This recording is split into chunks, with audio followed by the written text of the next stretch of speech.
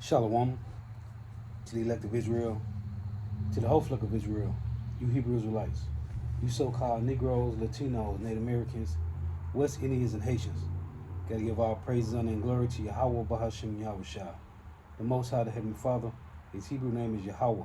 Not Yahweh, not Jehovah, not God, not Elohim, not Most High, not Lord, not Yah, not Jah, not Ahaya, not Allah, not Abba, not Yahuwah, not Hashem, not Yahweh, Haveh, Vaveh. It's Yahweh.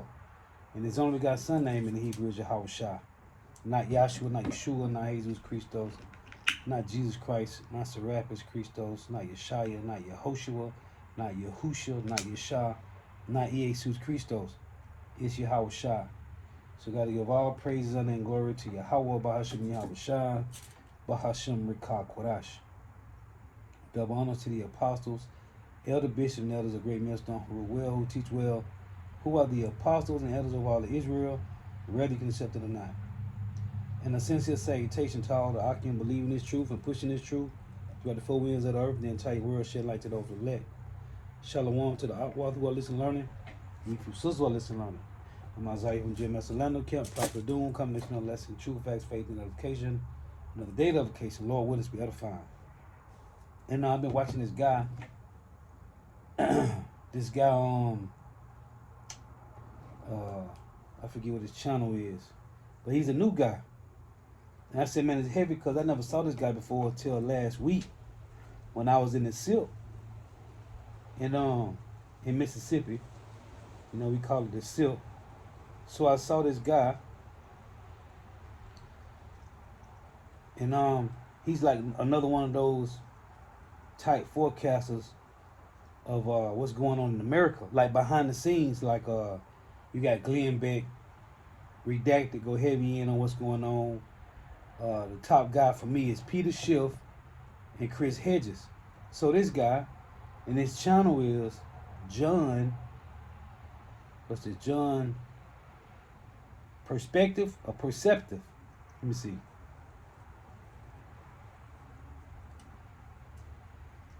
Yeah, John Perspective Today, right? So I got 3 videos I want to play on this guy, and he going in the inside scoop of Babylon the Great collapsing from the inside, and what's really going on with the infrastructure of Babylon the Great, the infrastructure,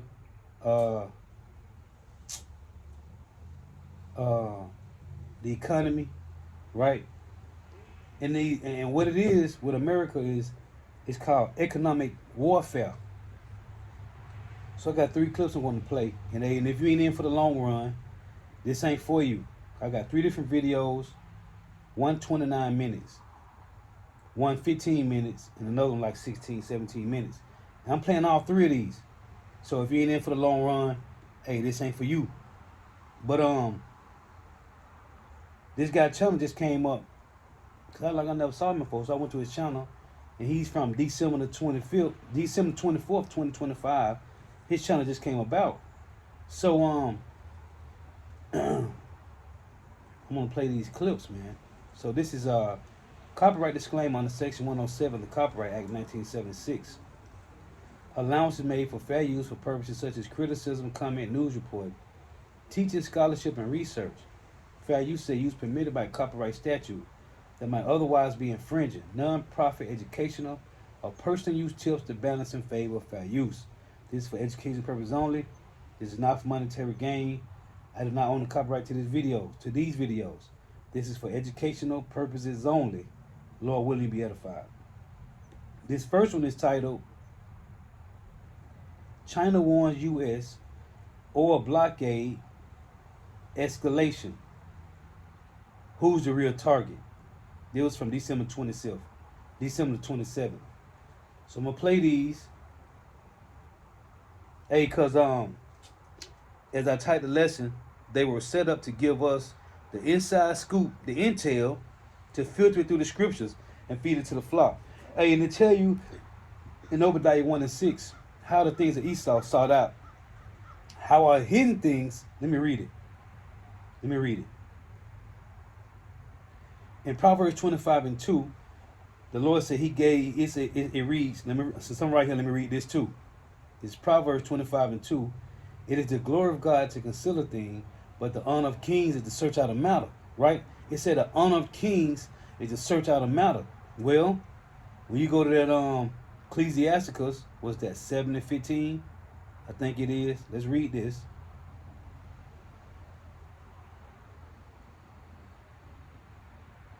Is it 7:15? No, what is that? Hold on, bear with me here.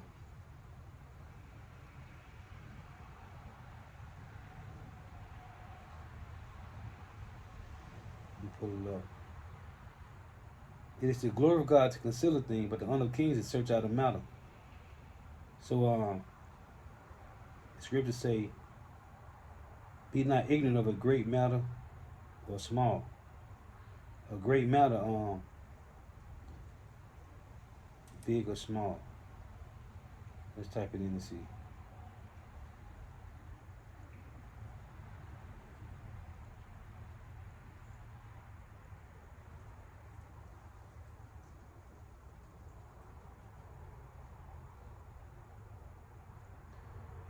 Bear with me at this phone acting funny.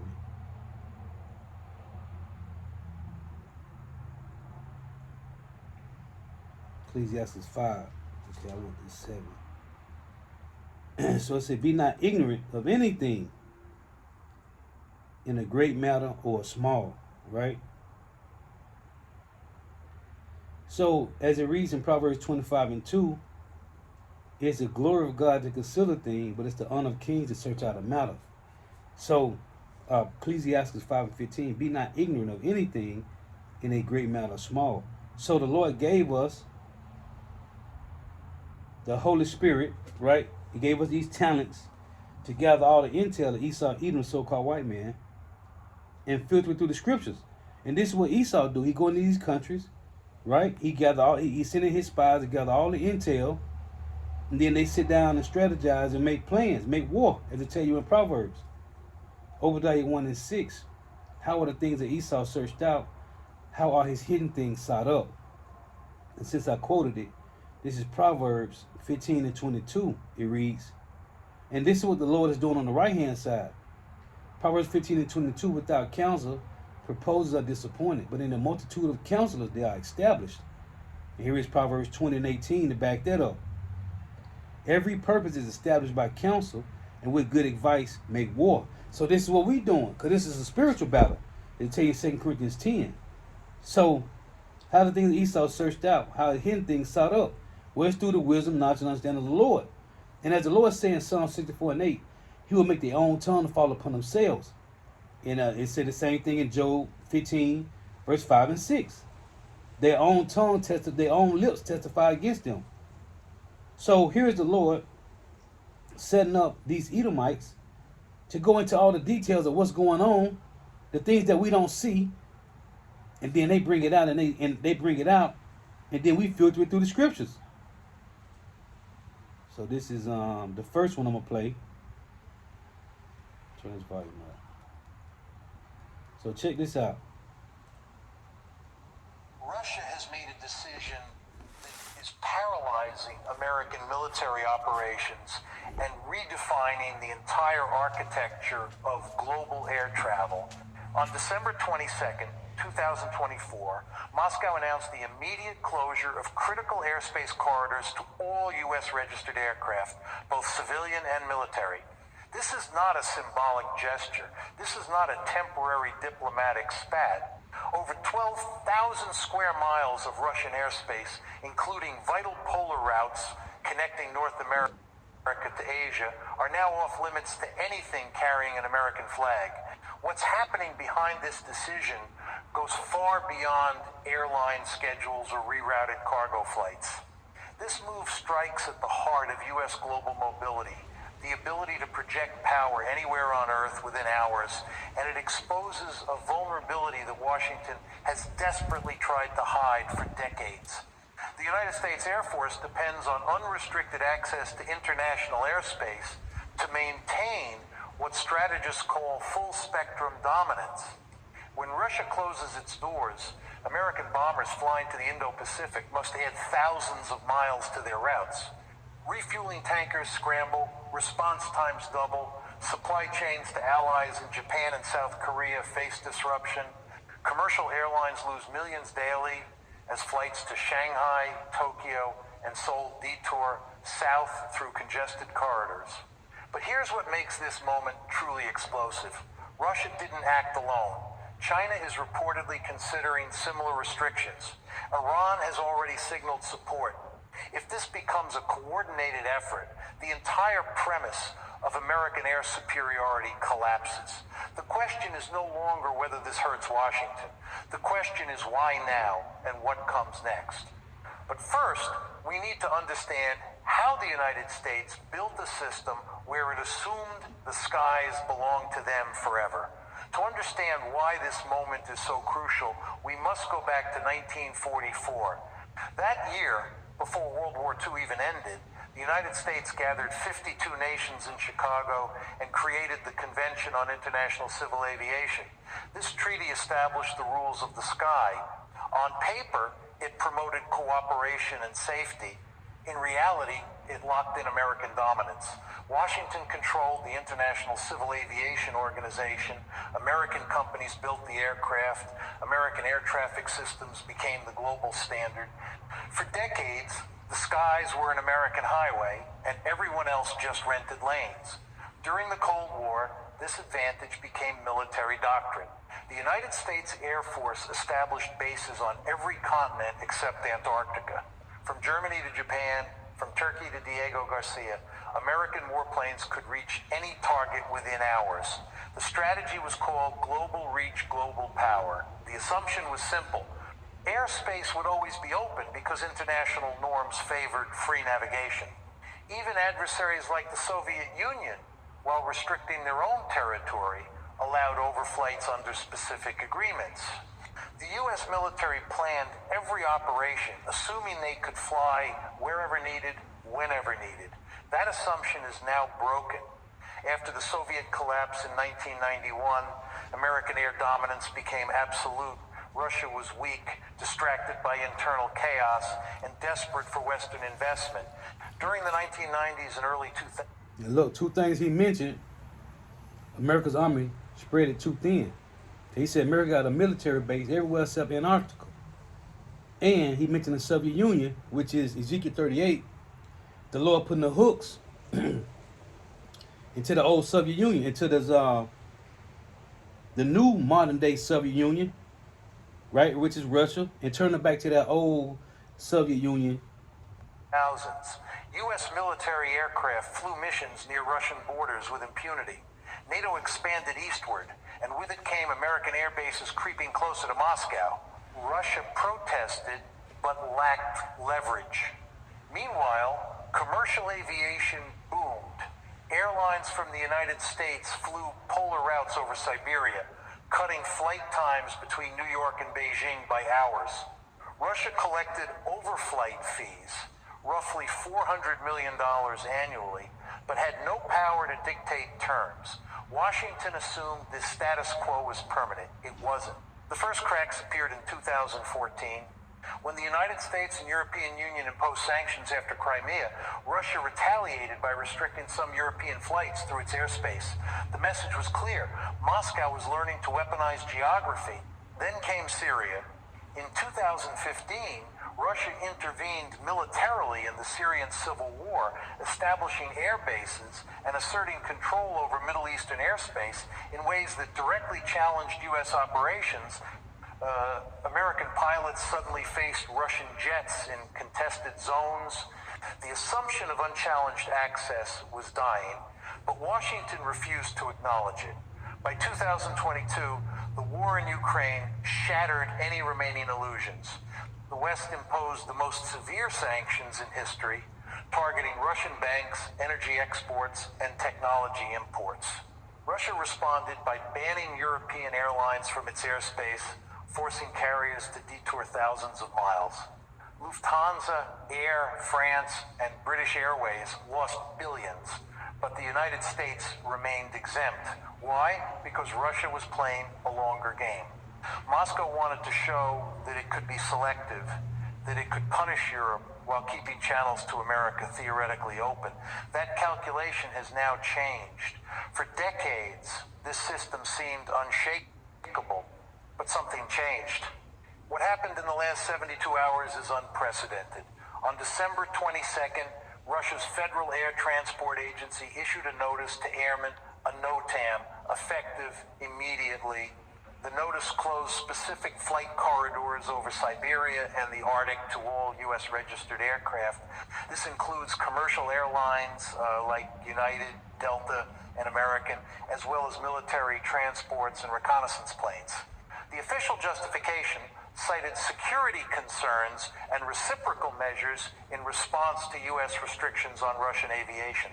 But the real reasons go much deeper. The immediate trigger appears to be a series of U.S. actions in the weeks prior.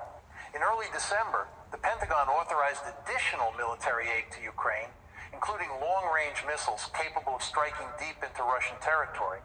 Then, on December 15th, the U.S. Treasury expanded sanctions to target Russian aviation part suppliers, making it nearly impossible for Russian airlines to maintain their fleets. Washington believed these moves would pressure Moscow. Instead, they provided the pretext Russia needed to escalate. The airspace closure covers critical routes. Flight path Romeo 56, which connects Alaska to Japan, now requires detours, adding 4 hours to military transport missions. Flight path Alpha 33, used by cargo carriers moving goods from the U.S. Midwest to Shanghai, is completely blocked. Airlines estimate losses of $15 million per day in added fuel costs and lost efficiency. FedEx and UPS, which depend on polar routes for time-sensitive deliveries, face logistical nightmares. But the military implications are even more severe. U.S. Strategic Command relies on polar routes for rapid deployment. In a crisis scenario, bombers stationed in North Dakota need to reach the Indo-Pacific within 12 hours.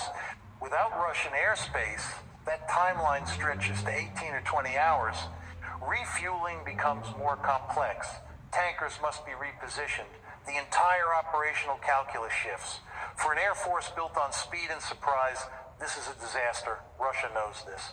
That's why they did it now, at a moment when U.S. attention is divided between Ukraine, the Middle East, and growing tensions with China over Taiwan. What traditional media is not reporting is the level of coordination behind this move. Intelligence sources suggest that Russian officials consulted with Beijing before making the announcement. China has not yet imposed similar restrictions, but the groundwork is being laid. In November, Chinese and Russian military forces conducted joint air patrols near Alaska, a signal that both nations are willing to challenge U.S. airspace dominance closer to American territory. If China closes its airspace to U.S. aircraft, the impact multiplies exponentially. Trade routes collapse, military options narrow. The United States loses its primary advantage in any Pacific conflict. There's also an economic dimension that mainstream outlets ignore. Russia's decision forces American airlines to burn more fuel, increasing costs that get passed to consumers. Ticket prices for trans-Pacific flights are already rising. But more importantly, this move undermines the dollar-based system that finances global aviation. Airlines pay for fuel, parts, and services in dollars. When routes become less profitable, carriers shift to aircraft built in Europe or China, reducing demand for Boeing and American suppliers. Over time, this erodes the industrial base that supports U.S. military aviation. Russia understands this. They're not just closing airspace, they're attacking the economic engine that funds American air power. Another hidden factor is domestic politics within Russia. President Putin faces an election cycle, though the outcome is hardly in doubt and needs to demonstrate strength. Closing airspace to the United States plays well with a Russian public that sees Washington as the primary threat. But beyond politics, this reflects a genuine strategic shift. Russian military doctrine now assumes that any future conflict with NATO will involve contested airspace from the outset. By normalizing restrictions during peacetime, Moscow is conditioning its population and military for wartime scenarios. This is not a bluff. This is preparation. In the Middle East, the implications are equally significant. U.S. Air Force operations against ISIS and other groups in Syria and Iraq often relied on flight paths that skirted Russian-controlled zones. With Moscow tightening restrictions, the Pentagon must reroute missions, increasing vulnerability to surface to air threats and reducing operational flexibility. Israel, which coordinates with the U.S. on strikes in Syria, now faces complications. Russia holds leverage over Israeli air operations because Moscow controls Syrian airspace through its military presence. If Russia chooses to restrict Israeli flights as part of a broader strategy, the entire regional security architecture shifts. Then there's the Arctic. Climate change has opened new shipping routes and resource extraction opportunities in the far north. Russia has militarized its Arctic territories, building bases and deploying advanced air defense systems. The United States, by contrast, has neglected Arctic infrastructure. When Russia closes polar airspace, it asserts control over a region that will define 21st century geopolitics. This isn't just about flights. It's about who dominates the next frontier. The United States assumed it could project power into the Arctic whenever necessary. Russia is proving that assumption wrong. What comes next is crucial. The U.S. State Department issued a statement calling Russia's move unacceptable and promising reciprocal measures. But here's the problem. The United States has far less leverage. Russian airlines already avoid U.S. airspace due to sanctions and insurance restrictions. Closing American skies to Russian carriers accomplishes nothing. Washington could escalate by targeting third countries that allow Russian overflights, but that risks alienating allies. The reality is that Russia has found an asymmetric advantage. They can hurt the United States without suffering equivalent damage. This is the definition of strategic leverage. There's also the question of international law. The Chicago Convention guarantees overflight rights for civilian aircraft, but includes exceptions for national security. Russia is exploiting those exceptions, and under the current geopolitical climate, few countries will challenge them. The International Civil Aviation Organization could intervene, but it's a consensus-based body with limited enforcement power. If Russia, China, and their allies form a bloc, they can effectively rewrite the rules. The U.S. built a system assuming it would always be the hegemon. That system is now being used against it. Behind the scenes, negotiations are likely underway. That's Obadiah 1. That system is being used against it. This is a video I did the other week, and I titled it because he said in his video, America is trapped in the same system that he used to set up everybody else. So what he just said, that's Obadiah 1 and 7. Let's read it. And see the simplicity, man, this is beautiful, because the simplicity in Yahushua is to hear these $10 words and these $100 speeches from these guys like this guy, Richard Wolff, Glenn Beck, Redacted, Chris Hedges. The simplicity in Yahushua is to hear these $10 words and these $100 speeches and filter it through the scriptures, man. Because all they talking about, all these $10 words and $100 speeches, it's all talking about the Edomites' last rulership. Their queendom is falling. Obadiah 1 and 7. Hey, we don't got to be super deep to know that all they speaking about is the downfall of America, Babylon the Great, the downfall of the self-proclaimed so-called white man, which the Lord had written aforetime ago for our learning. Romans 15 and 4.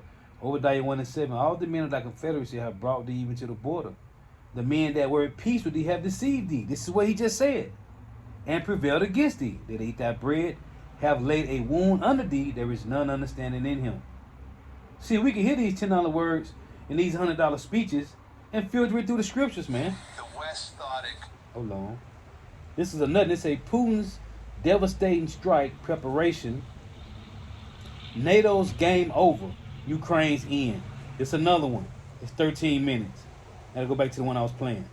This is heavy. China has now Hold on. Gotta go back where we was at.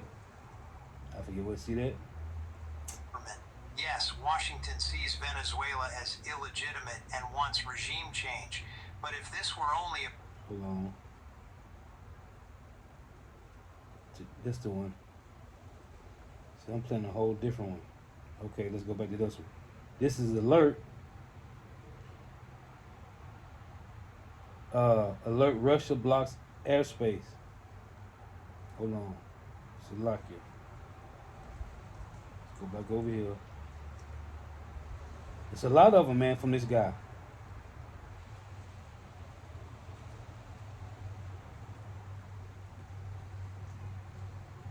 China has now entered the Caribbean. Look at where we was at.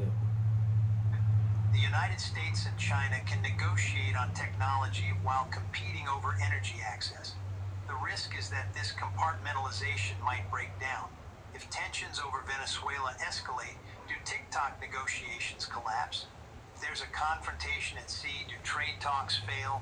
And if the relationship deteriorates across multiple domains simultaneously, where does that lead? Unlike the Cold War, when the U.S. and Soviet Union were adversaries on virtually everything, the U.S.-China relationship is more complex. There's deep economic interdependence alongside strategic competition. This makes the relationship harder to manage, but also potentially less prone to total rupture. The question is, for how long can you maintain this kind of selective engagement? At what point does confrontation in one critical area, like energy access in the Western Hemisphere, overwhelm cooperation in other areas? China's Commerce Ministry warned that intercepting oil tankers could disrupt the normal operation of international energy markets and trigger other security risks. This is not hyperbole. It's a realistic assessment of how interconnected global energy markets are. Every time there's uncertainty about major shipping routes or supply flows, energy markets react. Insurance premiums for tankers increase. Shipping companies reconsider routes. Traders build in risk premiums. Prices rise. If the United States is willing to seize tankers in international waters carrying oil from Venezuela to China, what about tankers from Iran, from Russia? What about tankers passing through the South China Sea in disputed waters? The precedent being set here extends far beyond Venezuela. It affects how every country thinks about energy security, about maritime commerce, about the stability of international trade. For China specifically, this raises a fundamental question about vulnerability. If the United States can intercept Chinese energy imports in the Caribbean, can it do the same in the Strait of Malacca, through which most Chinese oil imports pass? Can it do it in the Persian Gulf?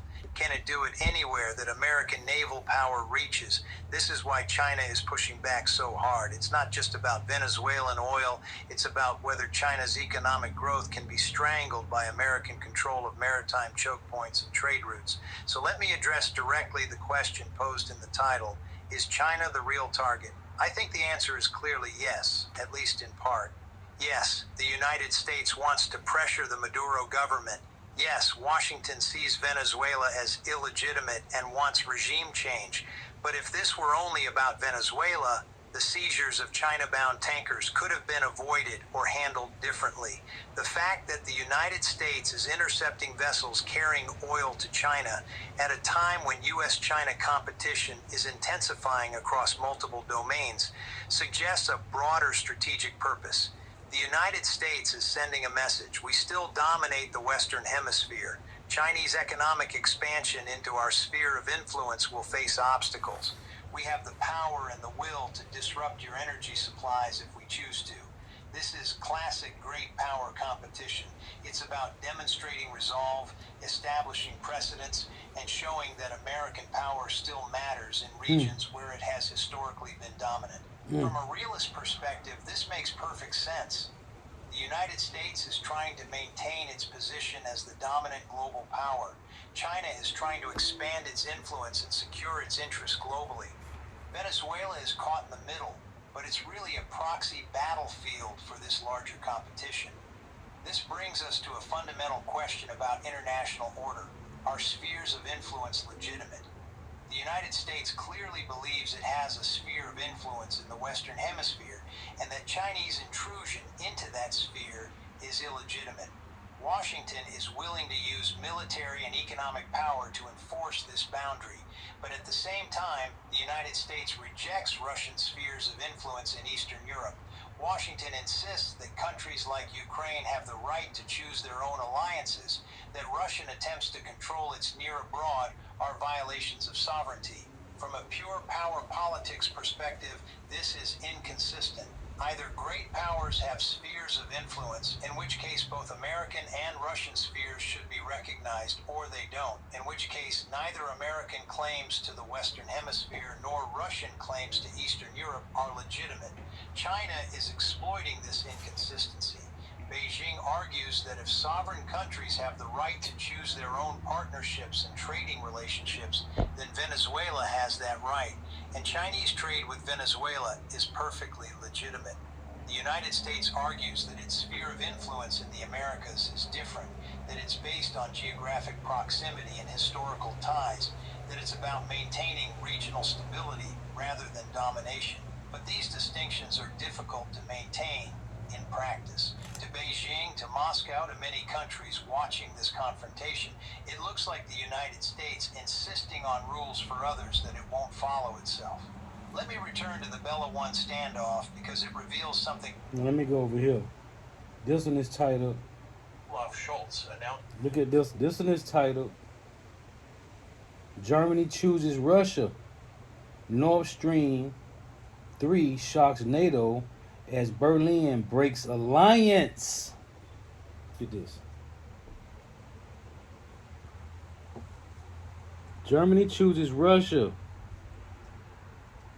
Nord Stream, it says, let's read this title. Germany chooses Russia. Nord Stream 3 shocks NATO as Berlin breaks alliance. Alright? Let's go. What happens when Europe's economic powerhouse abandons 7 decades of Atlantic partnership to secure its industrial survival? This morning, German Chancellor Olaf Scholz announced Berlin's withdrawal from NATO's energy sanctions regime and signed a comprehensive natural gas agreement with Moscow that bypasses every Western restriction imposed since 2022. This isn't diplomatic hedging or economic pragmatism. This is Germany choosing national survival over alliance loyalty, marking the most decisive break in transatlantic relations since the Marshall Plan created the Western Bloc in 1947. The timing reveals everything about Germany's strategic desperation. German industrial output has contracted 23% since Russian gas supplies were terminated. Energy costs have increased 340% for manufacturers, forcing Volkswagen, BASF, and Siemens to relocate production facilities to Asia and North America. Meanwhile, German households face energy bills that consume 18% of median income, triggering the largest cost of living crisis since reunification. Berlin calculated that alliance solidarity was becoming economically suicidal.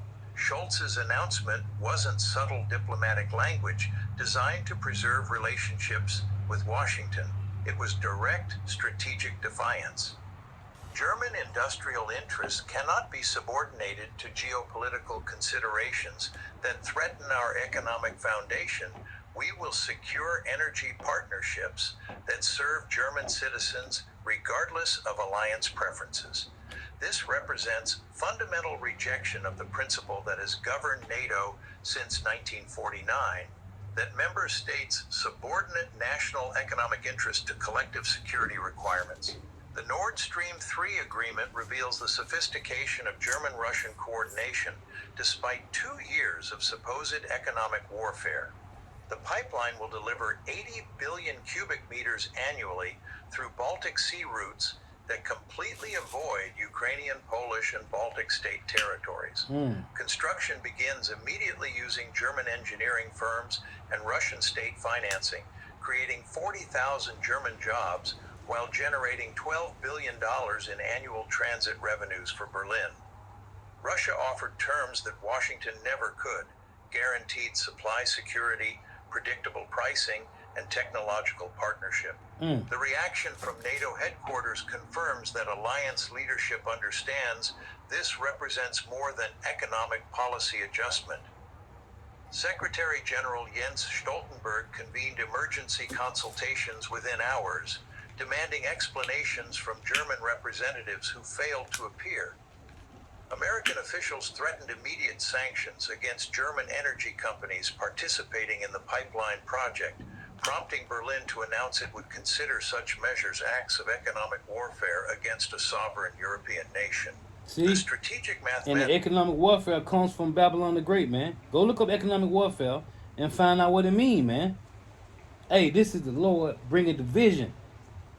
As the Lord is dividing the host elect from everybody else, he has the guard on the scene, which is Russia, Gog, to divide these nations, man. And even though Gog, Russia, is the Edomites, the Lord is choosing a better Edomite for destruction. At the moment, it seems like this is the better Edomite to bring, what's it say, stability back to the region. What old boy said in the movie Shooter with Mark Wahlberg. It brings stability to the region. Hey, this is what the Lord using the God for, man, to deceive the nations as if it's bringing stability to their region. Driving German decision-making illustrate why traditional alliance management tools have become obsolete. Germany imports 60% of its energy requirements and cannot achieve energy security through renewables alone until 2040 at the earliest. American liquefied natural gas costs 280% more than Russian pipeline deliveries, while requiring massive infrastructure investments that German taxpayers cannot afford during economic recession. Meanwhile, China has become Germany's largest export market, accounting for 22% of German manufacturing exports. European reactions demonstrate cascade risks throughout NATO's eastern flank. France accelerated negotiations with Russia regarding nuclear fuel supplies. Italy resumed purchasing Russian aluminum through intermediaries. Hungary and Slovakia endorsed the German position, arguing energy security represents legitimate sovereignty. Washington's response options reveal structural weaknesses of alliance management. Military threats against Germany are impossible.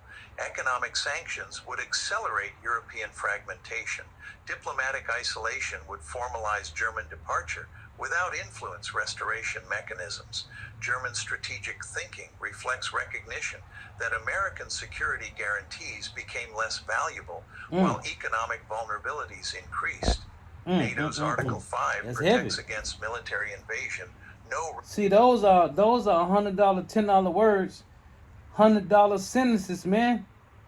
But we could just filter through the scriptures and show, again, Obadiah 1 and 7. They that were at peace with thee, they had deceived thee, man. America will be left standing alone when it's time to go to war, man. Even Japan won't get back. I saw an article today. Japan Japan got missiles and they create more, man. Is it to help Babylon the Great? No, man. Japan wants them to get back too. They celebrate Hiroshima and Nagasaki, man. Every year they celebrate it, man. The remembrance of what Babylon did, man. We don't gotta know these $10 words and $100 speeches. It's in the scriptures that America would be destroyed, man. See, the Lord used these Edomites to gather the intel from the inside. Because this is an Edomite war. It always have been, man. When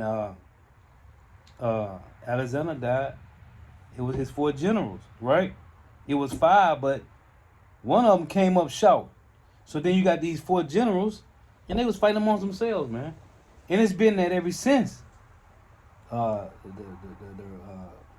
got the French and Spanish and British, all these revolution, whatever wars that happened in America to colonize America, Babylon the Great. They all Edomites. The French, the Spanish, and the British, and the American colonizers all Edomites. That's why Isaiah 19:2. The Egyptian shall fight against the Egyptian, man. Brother against brother, city against city, neighbor against neighbor, man. This is beautiful. And the Lord is using the Edomites, hey, to go into all this and bring it out to us, so we can filter through the scriptures, man. Cause we ain't sitting in the Congress. So these guys talking about, oh, GMS use articles. Yeah. In just 72 hours. Oh man, jump to another video. Salakia. Just like that, man. Go back to this. Olaf Scholz announced Berlin's So now I forget where I was at. Damn it.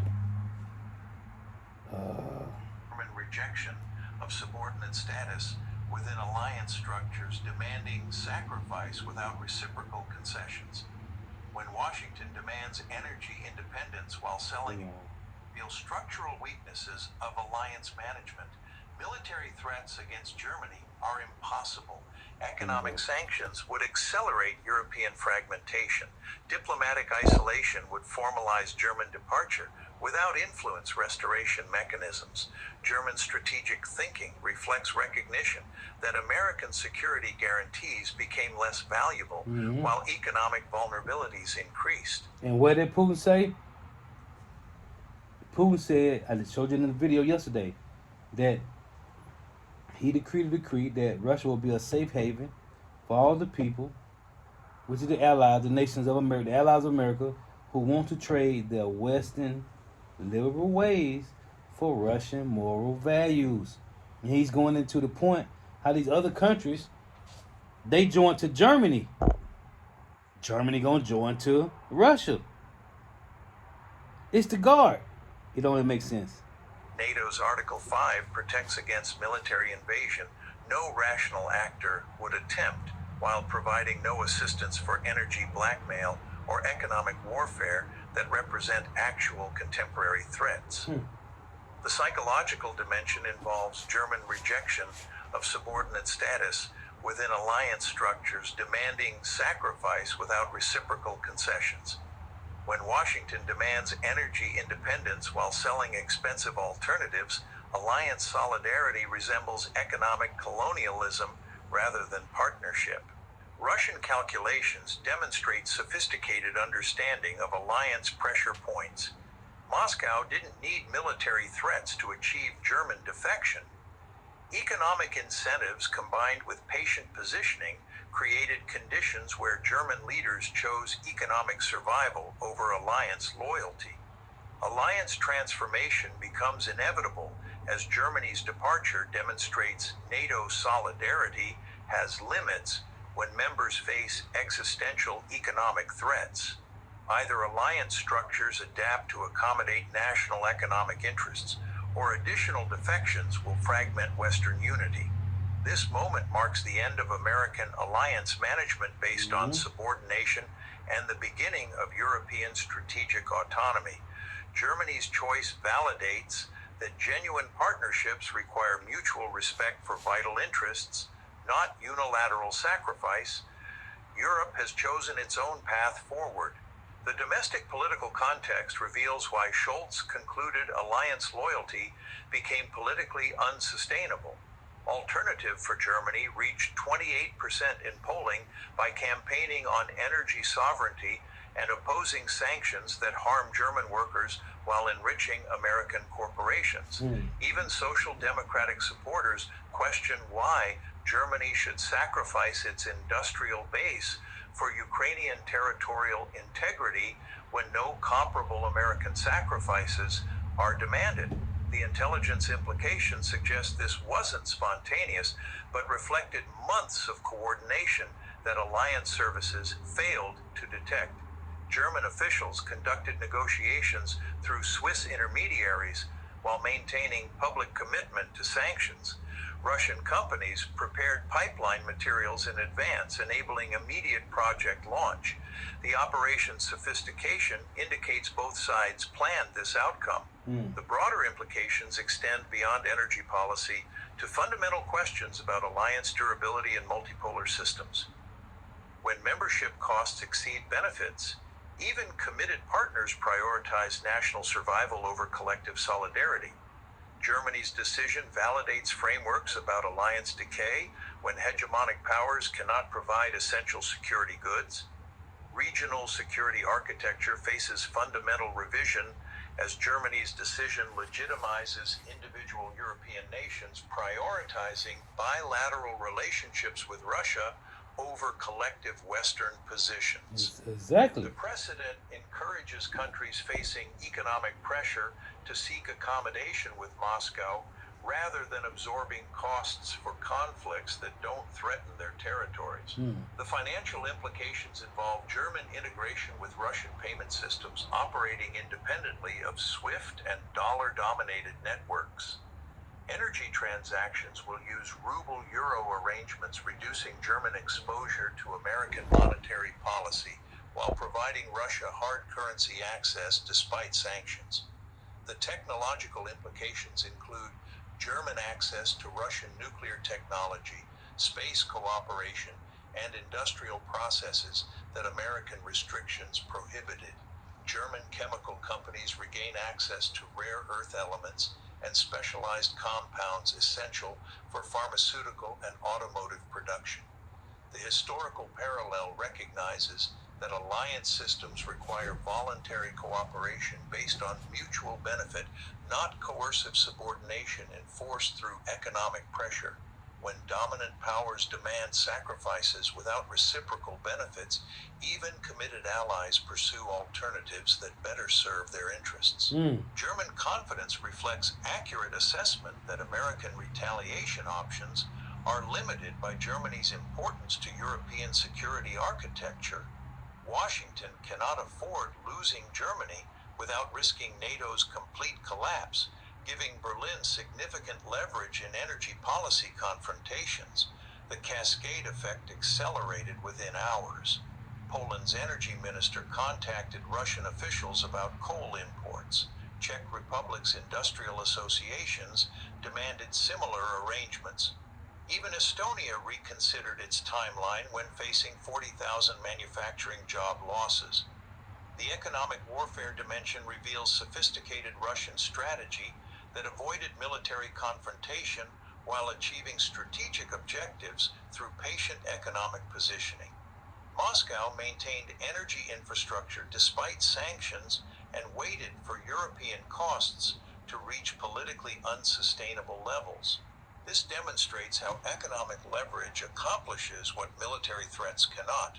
American strategic thinking proved flawed by assuming economic pain would strengthen alliance solidarity. Washington treated energy security as abstract principle rather than existential requirement for industrial societies.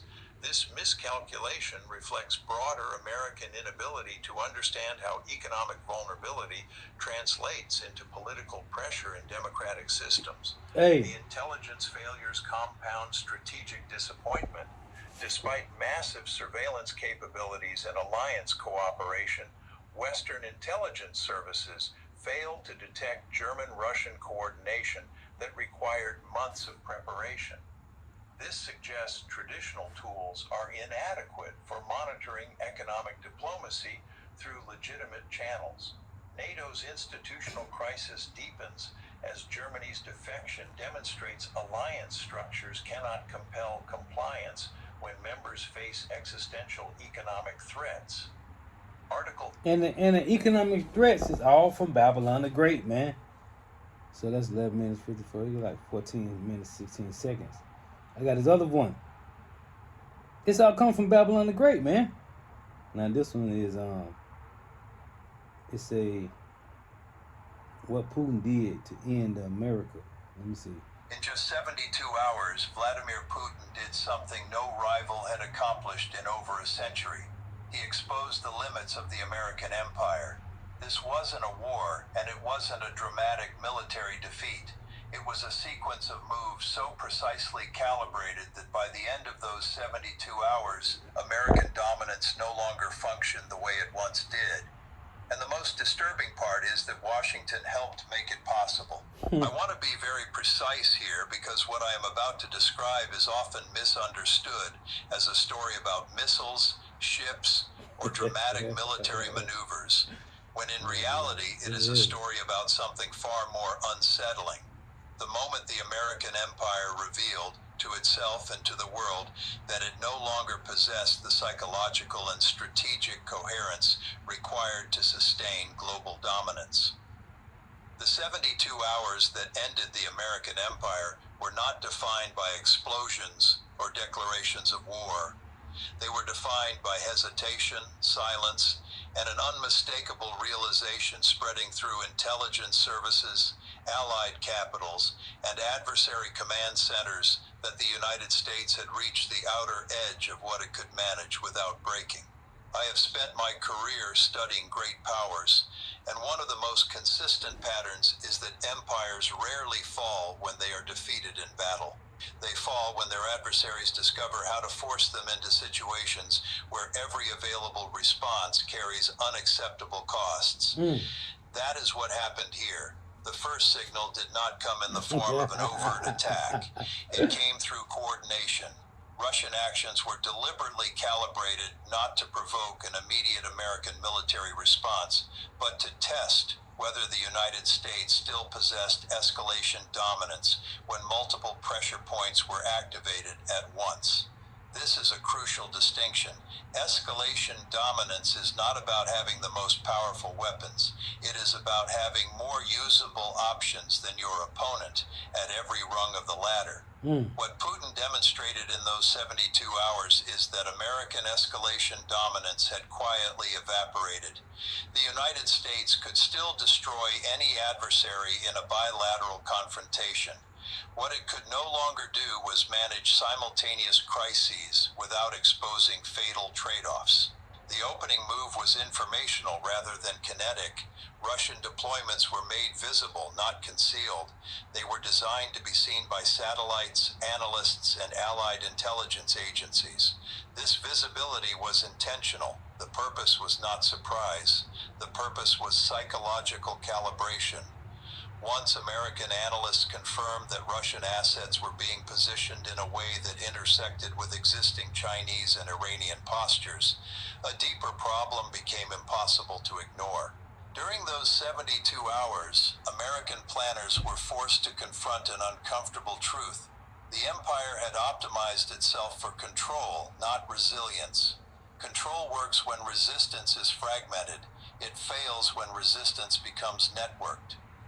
The terrifying aspect of what Putin did lies not in any single deployment, but in the way those deployments exposed how American power had become brittle. The United States was confronted with multiple questions at once, each of which demanded attention, resources, and credibility. This is why I tell you, let's go to Job. I just want to get most of these videos, most important points. But man, all these is heavy, man. I've been watching this guy since I was in Mississippi last week, man. And he knew. His channel knew. He heard he said he been studying these empires. What make them great, what make them fall. This is Job 18:7. The steps of his strength shall be straightening, and his own counsel shall cast him down. His own counsel. Psalm 64:7.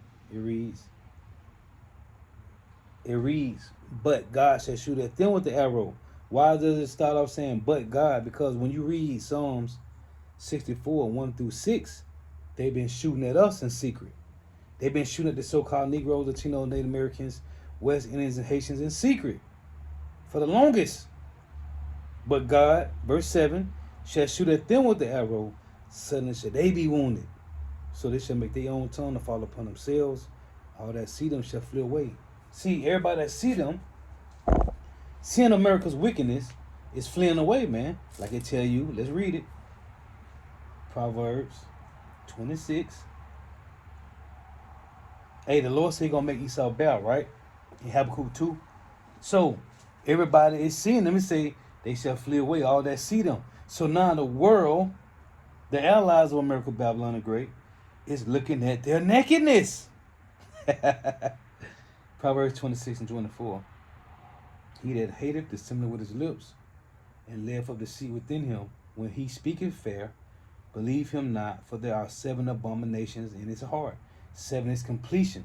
So If he have 7 abominations in his heart, which is his mind, that means he's completely wicked, which you already know. I tell you in Jeremiah 13:23 that they are accustomed to doing evil. That's why I tell you in Job 14:4, you cannot bring a clean thing out of an unclean. Proverbs 26:26, whose hatred is covered by deceit, his wickedness shall be shewed, which is showed, whose hatred is covered by deceit, his wickedness shall be showed before the whole congregation. So now, going back to this, it said, all that see him shall flee away. What was that? Psalm 64:8. Psalm 64:7, but God shall shoot at them with an arrow, suddenly shall they be wounded, so they shall make their own tongue to fall upon themselves. All that see them shall flee away. So what, those that's fleeing away, that's looking at Esau, Edom, so-called white man, that's looking at America, what are they looking at? They're looking at the wickedness, like it said in Proverbs 26. His wickedness shall be shown before the whole congregation. Habakkuk 2. You see, this is the Lord turning their glory into shame, like the scriptures say. Habakkuk 2 in verse 8. Because thou hast spoiled many nations, all the remnant of the people shall spoil thee. Obadiah 1:7. All the remnant of the people shall spoil thee, because of men's blood, and for violence of the land, of the city, and of all that dwell therein. Woe to him that coveteth in evil covetousness to his house. That's what they at least did. Now it's going to affect all the Edomites, that he may set his nest on high, the elites, because they don't care about their own people, that he may be delivered from the power of evil. But the Lord said in Proverbs 16 that the wicked shall be reserved to the day of evil. So they can't escape. Thou hast consulted shame to thy house by cutting out many people, and hast sinned against thy soul.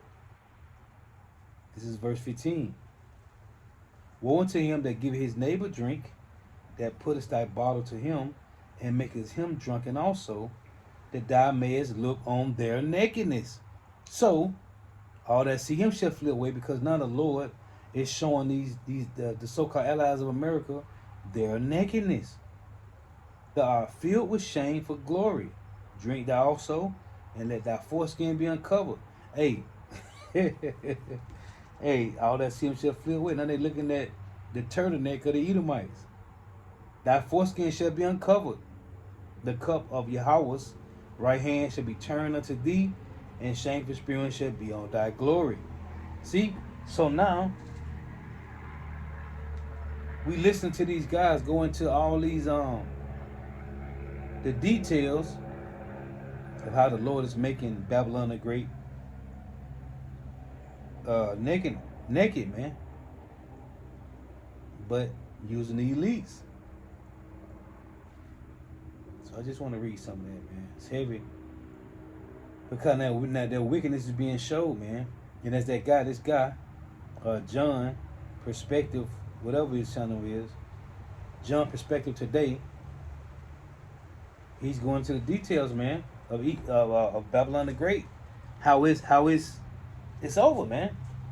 Hey, these $10 words and these $100 sentences is all filtered through the scriptures, which is the simplicity of Yahushua, man. So I ain't gonna make this too long. I just want to read some of that, because hey, these Edomites is through, man. Let's close with this. Proverbs, 2 precepts. Proverbs 20:21, it reads, an inheritance may be gotten hastily at the beginning, but at the end thereof shall not be blessed. And we see in Babylon, hey, it's turning out, it's looking bad, man. The other one here is Job 24:23, which I love, man. This is Job 24.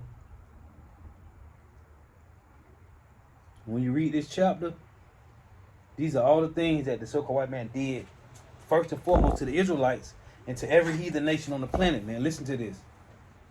Job 24:1.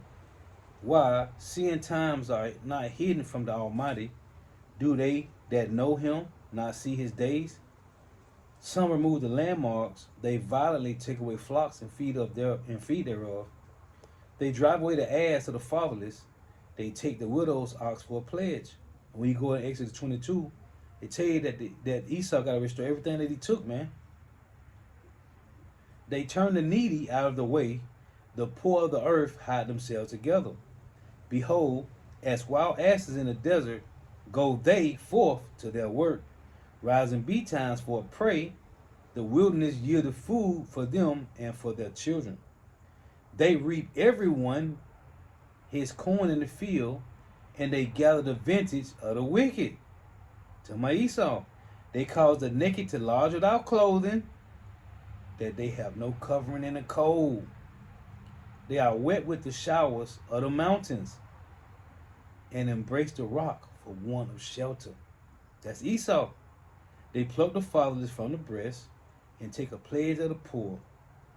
They cause him to go naked without clothing, and they take away the sheaf from the hungry, which make oil within their walls, and tread their wine presses, and suffer thirst. Men groan from out of the city, and the soul of the wounded crieth out. Yet God layeth not folly to them, because it tell you in Psalms, Psalm 73 and 5, they are not in trouble as other men, but soon. They are of those that rebel against the light, right? They come against Esau, Edom, the self-proclaimed so-called white man, come against the Israelites. They know not the ways thereof, nor abide in the path thereof. The murderer riseth with the light, Micah 2 and 1, killeth the poor and needy, and in the night is as a thief. The eye also of the adulterer waited for the twilight, Micah 2 and 1 again, saying, no eye shall see me, and disguiseth his face. That's what Esau do. He disguises, he got all these black rocks and bound up all the land and taking over all the trailer parks, and hey, man, he's destroying the earth. In the dark, they dig through houses which they had marked for themselves in the daytime. Man, if they go to that, what's it called? Redlining. That's one of those redliner precepts right there. It say in the dark they hide. In the dark they dig through houses which they have marked for themselves in the daytime. They know not the light. They don't know the Lord. That's why I tell you in Sirach 16 and 23, he that wants of understanding, but think upon vain things. And imagine of follies is he imagine of errand of follies, man. For the morning is to them even as the shadow of death. Everything is because he's there. The Edomite, separate proclaimed white man, is in the dark. He's a dark place. He's a dark person. If it's a for the morning is to them even as the shadow of death. If one know them, they are in the terror of the shadow of death. He is swift as the waters. Their portion is cursed in the earth. See, what's that? Genesis 3 and 14. They are cursed above every cattle, right?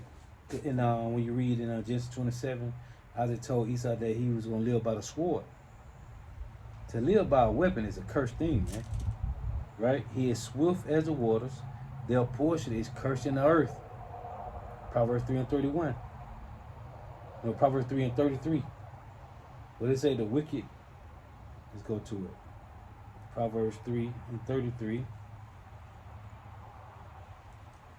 The curse of the Lord is in the house of the wicked, but he blessed the habitation of the just. So these are the cursed ones, man, in the earth. Their portion is cursed in the earth. Let's go back to it. Job 24 and 18. He is swift as the waters. Their portion is cursed in the earth. He beholdeth not the way of the vineyards. And the vineyard is the flock of the Lord, man. Then this devil's over in the land of Israel doing wicked, man. That's what I tell you, was it Isaiah 26 and 10? That favor be showed to the wicked, yet will he not learn righteousness? In the land of uprightness will he deal unjustly. But this here, he behold not the way of the vineyards, which is righteousness, truth, equity, to be just, man. That's what I tell you in Isaiah 32. The vile person shall no more be liberal. nor a churl said to be bountiful, man. It reads, verse 19, drought and heat consume snow waters, so doeth the grave those which have sinned. The womb shall forget him. Rebecca gonna forget this nigga, man. Esau, Edom, the self-proclaimed white man. His own mother gonna forget him, man. Then we go into Jeremiah 50. It tell you, Jeremiah 50, that your mother shall be so confounded. She that bare you shall be ashamed. But the womb shall forget him. Oh, that's heavy because, right, when you go to Isaiah, Psalms 58:3, it tell you that the wicked come out of the womb astray as they be born, speaking lies. The womb, as the elder our one members make the point, the womb is coming out of Europe, man, out of those Caucasus Mountains. That's also the womb. But this womb also is Rebecca. The womb shall forget him, the worm shall feed sweetly on him, he shall be no more remembered, and wickedness shall be broken as a tree. He evil entreateth the barren that beareth not, and doeth not good to the widow. He draweth also the mighty with his power. That's the sword. His lies. He riseth up, and no man is sure of life. Though it be given him to be in safety, the elites, the Edomites, whereon he resteth, yet his eyes are upon their ways. The Lord is watching. The angels are watching. They are exalted for a little while, but are gone and brought low, back to the bases of men. They are taken out of the way as all other rulerships, right? The Syrian, what is it called? The Syrian Neo-Babylon Empire, the Medes and Persians, the Greeks, the Romans. They are exalted for a little while, but are gone and brought low, right? The Lord let them rule the earth in wickedness. They are taken out of the way as all other rulerships, and cut off as the tops of the ears of corn. And if it be not so now, who shall make me a liar and make my speech nothing worth? So, hey, the Lord has given us these Edomites to go inside and to get the scoop, gather the intel, put a video up, right? Do these different videos, Redacted, Clayton from Redacted, Glenn Beck, Richard Wolf, Chris Hedges, this guy here, and we listen to it, filter through the scriptures, and feed it to the flock, man. But as the title lesson is, these guys were set up to give us the inside scoop intel to filter it through the scriptures and feed it to the flock. Lord was edifying. I give all praise, honor, and glory to Yahweh, Ba'ashem Yahushua, Ba'ashem Mekak Kodash, the Bonner City Apostles, the elder bishop, elders of Great Millstone, we well, teach well, who are the apostles and elders of all of Israel, accepted or not. In a sincere salutation to all the Akim, believing this truth and pushing this truth with four ends of the earth, the entire world, shedding light to the elect. Shalom to the Awad who are listening learning. If you sisters who are listening learning, well, tune in. May Yahweh Ba'ashem Yahushua continue to bless in your houses. May the blessing of election be upon your house. Till next time, I say Shalom. Wa Apar Ball.